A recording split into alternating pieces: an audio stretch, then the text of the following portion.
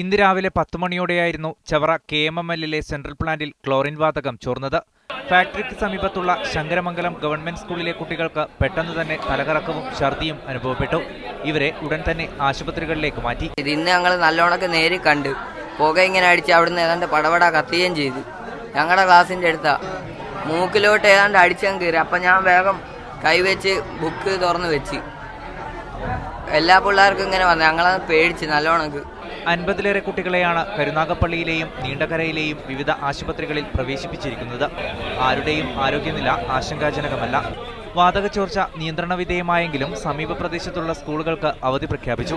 KMMLന്റെ സുരക്ഷാ വീഴ്ചയാണ് ഇത്തരത്തിൽ അപകടങ്ങൾക്ക് കാരണമാകുന്നതെന്ന് നാട്ടുകാർ ആരോപിച്ചു. സ്ഥിരമായിട്ട് ഇങ്ങനെ ഇവിടെ ക്ലോറിൻ ചോരുകയും ഈ കളരിയിലെ പ്രദേശത്തുള്ള ആളുകൾക്ക് ഇവിടെ ജീവിക്കാൻ പറ്റാത്തൊരവസ്ഥയാണ്.